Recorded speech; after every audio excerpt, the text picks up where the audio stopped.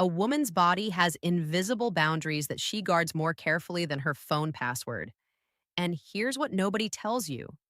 When she starts letting those walls down in specific places, she's not just being friendly, she's already emotionally invested in you. And I'm about to show you exactly where those places are and what they mean.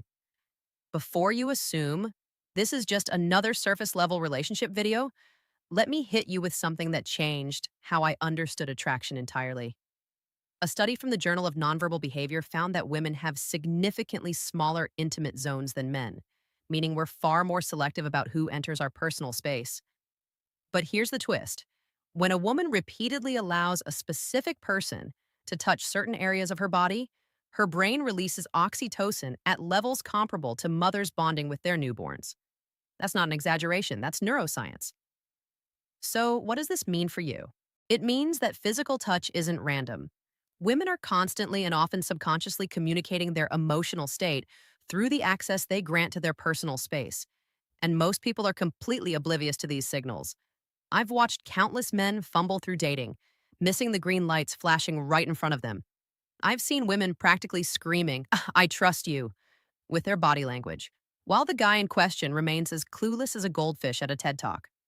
Today, I'm pulling back the curtain on something most people never consciously think about. By the end of this video, you'll understand exactly which touch zones indicate genuine emotional investment and why she's letting you in when she keeps everyone else at arm's length. But here's what makes this truly interesting. Some of these areas are so subtle, so seemingly innocent that you've probably already experienced these moments without recognizing what was actually happening. And one particular zone, which I'll reveal in the final section, is so significant that relationship psychologists consider it the ultimate indicator of emotional surrender. Let's start with something that seems completely ordinary, but carries more weight than you'd ever expect. Let me explain something fascinating about human vulnerability. The inner wrist is one of the most exposed and sensitive areas on the entire body. Throughout history, this area has been associated with life force itself. When a woman allows you to touch her inner wrist, or when she exposes it toward you during conversation, something significant is happening on a psychological level. David Given, a renowned anthropologist who has spent decades studying nonverbal communication, points out that exposing vulnerable body parts is a primal trust signal that predates language. Think about it this way. When you're around someone who makes you uncomfortable, your instincts tell you to protect your vital areas. You cross your arms, you angle your body away, you create barriers. But when genuine comfort exists, those protective mechanisms dissolve. I once observed a friend at a coffee shop with a guy she'd been dating for a few weeks. She was so animated in conversation that she kept reaching across the table, wrist exposed, occasionally even resting her hand with her palm facing upward near his coffee cup. She had no idea she was doing it, but her body knew exactly what it was communicating. Here's the thing that most people miss. The inner wrist touch isn't usually dramatic. It's subtle. Maybe she's showing you a bracelet and lets your fingers linger on her wrist. Maybe she's guiding your hand somewhere and you feel the soft inside of her forearm against your palm. These moments feel accidental. They're not. A woman who is emotionally guarded will instinctively pull away from wrist contact or avoid exposing this area entirely. But when she's already yours emotionally, she won't even flinch. She might even lean into it. The research backs this up. A study published in Emotion Journal found that touch to vulnerable body parts activated brain regions associated with trust and social bonding significantly more than touch to neutral areas. The inner wrist is ground zero for this phenomenon. But here's what gets even more interesting, and this connects to something I'll explain in the next section. The wrist is just the beginning of a roadmap that travels up the arm to an even more telling zone. This one might surprise you because it seems so casual, so everyday, but when a woman lets you touch her hair, you've crossed into territory that most people never access. Hair is deeply connected to feminine identity and vulnerability. This isn't just cultural, it's biological. Research from the Touch Research Institute at the University of Miami found that having someone touch your hair produces significant relaxation responses in the parasympathetic nervous system. Essentially, hair touch tells the body, you're safe. You can let your guard down. Now, women touch their own hair constantly. That's a whole different conversation about self-soothing and flirtation signals. But allowing someone else to touch her hair, that's an entirely different level of intimacy. Let me give you a scenario. A woman is talking to a coworker she respects professionally, but has zero romantic interest in. That coworker reaches over and tucks a strand of hair behind her ear. What happens? She recoils.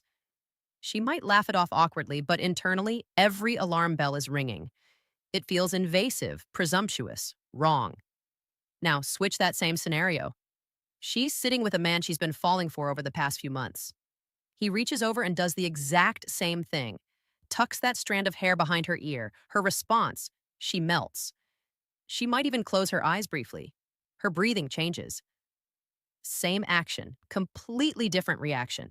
The only variable that changed was her emotional investment. This is why hair contact is such a powerful indicator. Women are extraordinarily protective of their hair. We spend significant time and money on it. We're aware of how it looks at all times. It's wrapped up in our identity in ways that are difficult to articulate. When she doesn't just tolerate your touch to her hair, but actually welcomes it, running your fingers through it, playing with it while you're sitting close, brushing it off her face, her subconscious has already classified you as someone safe enough to access this intimate part of her. Here's an interesting data point. Evolutionary psychologists at the University of Albany found that hair quality is one of the primary health indicators humans unconsciously evaluate when assessing potential mates.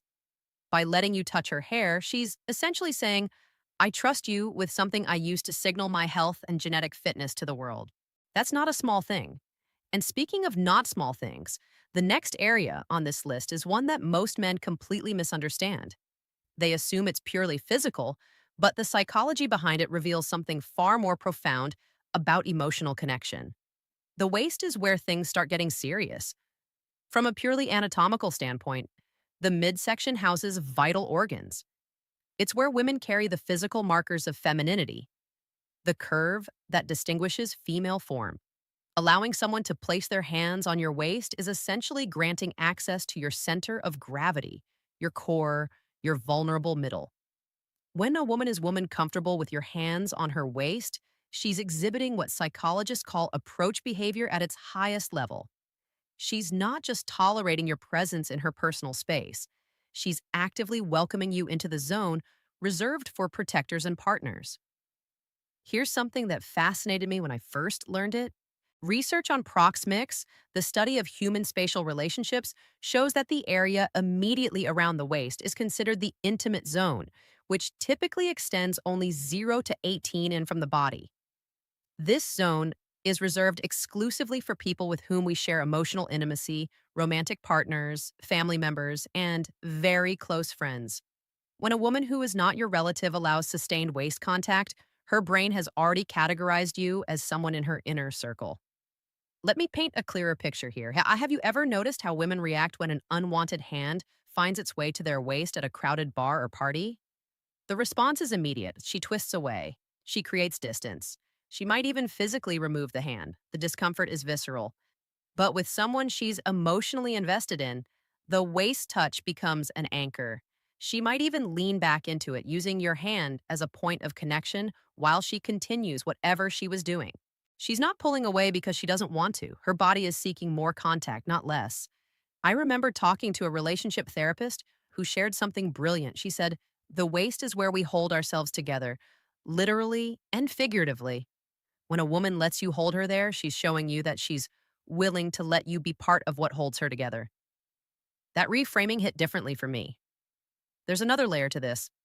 The waist touch often happens in public, walking through a crowd, posing for photos, sitting side by side at a restaurant. This means she's not just comfortable with the contact. She's comfortable with other people seeing the contact. That's a statement. That's claiming and being claimed, all communicated through a single physical gesture. But if you think the waist is significant, wait until we talk about the next area because this one requires a level of trust that most relationships never achieve. And yet it's often overlooked as just another casual touch. The lower back is, in many ways, the final frontier of trust. Let me explain why. Humans are designed to protect their backs. From an evolutionary perspective, we're vulnerable from behind. We can't see threats approaching from that direction. Our spines are exposed. Our ability to defend ourselves is compromised. Because of this, allowing someone to touch your lower back requires what psychologists call instinct override. Your primal brain is screaming, danger, you can't see what's happening. But your emotional brain is calm, responding. This person is safe. Stand down. When a woman lets you place your hand on her lower back, especially in a guiding or protective manner, she's demonstrating profound trust. Her nervous system has made a decision about you that bypasses conscious thought entirely. A fascinating study from Depper University examined touch patterns between couples and found that lower back touches were among the strongest predictors of relationship satisfaction and longevity. Couples who engaged in frequent lower back contact reported higher levels of intimacy and security than those who didn't. This makes sense when you consider the context in which lower back touches typically occur. They happen when you're guiding her through a doorway, when you're standing close at a social gathering, when you're walking together and want to maintain physical connection without holding hands. Each of these contexts communicates something protective and intimate. The lower back touch says, I've got you. You can relax because I'm here. What's particularly telling is when she initiates the lower back touch. Some women will actively back into your hand or position themselves so that your hand naturally falls to their lower back. This isn't coincidence, it's orchestration. She's creating opportunities for this specific type of contact because something in her craves that sense of protection and connection. I had a conversation with a friend who had been dating someone for about 2 months. She mentioned casually that she kept finding excuses to walk ahead of him slightly, not to be rude, but because she wanted to feel his hand on her lower back as they moved through spaces together.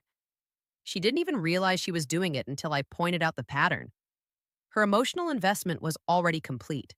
Her body was just finding ways to express it. Now, everything I've discussed so far builds toward one specific area that relationship experts consider the most significant of all. And what's interesting is that it's not what you'd expect. It's not inherently sexual. It's not dramatic. But when a woman allows you access here, any lingering question about how she feels evaporates entirely. The face, more specifically, allowing someone to touch her face. Here's why this matters more than anything else on this list. The face is our primary tool for communication. It's how we express emotion, convey identity, and connect with others.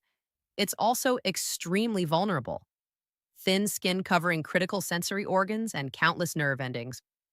According to research from Princeton University, humans form impressions based on faces within 100 milliseconds. Our faces are constantly being evaluated, interpreted, and judged. They're central to how we experience the world and how the world experiences us. Given all of this, allowing someone to touch your face requires extraordinary trust. Think about professional context for a moment.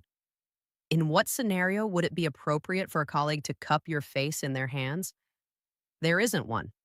Face touching is reserved for moments of genuine intimacy. Romantic partners, parents with children, extremely close friends during emotional moments. When a woman allows you to touch her face, holding her cheek, tracing her jawline, even simply brushing something off her face, she's granting access to the most personal territory on her entire body. It's not about the physical sensation, though the face is highly sensitive. It's about the symbolism of the act. Dr. Dasha Kellner, a psychology professor at UC Berkeley who has spent years studying touch, emphasizes that face touching between romantic partners activates reward centers in the brain associated with deep attachment. It's not just pleasant, it's bonding on a neurological level. Here's what I find particularly interesting. Women who are falling for someone often create opportunities for face contact. Maybe she has an eyelash on her cheek and asks you to get it. Maybe she leans her face into your hand when you're sitting close. Maybe she holds your hand against her cheek during an intimate conversation. These moments are tests and confirmations simultaneously. And she's testing whether you'll receive the invitation appropriately, and she's confirming her own feelings by allowing the contact.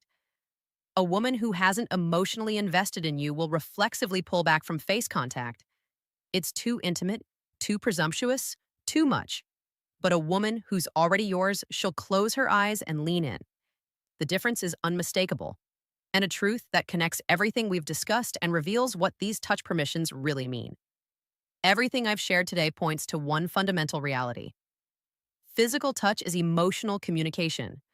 Women don't grant access to vulnerable body areas randomly or thoughtlessly. Each permission is a statement about trust, comfort, and investment. When she lets you into these spaces, she's not just being friendly or casual. She's speaking a language, telling you things she might not even be ready to verbalize. The progression matters too.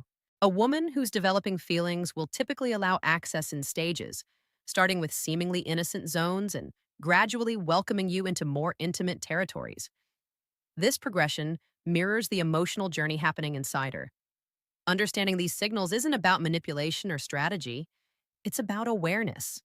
It's about recognizing when someone is offering you trust and responding in a way that honors that vulnerability.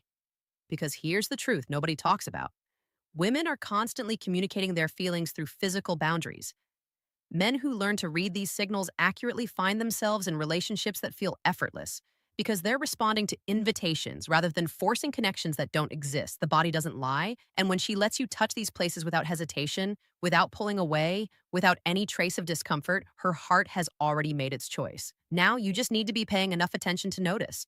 Now that you understand what her boundary permissions actually mean, I need you to do something. Think about the woman in your life right now. Whether you're dating someone, interested in someone, or simply curious about where you stand, run through these touch zones in your mind. Which ones does she welcome? Which ones does she avoid? Your answer tells you everything you need to know about her emotional state. But here's what's equally important, and this is something most people never consider.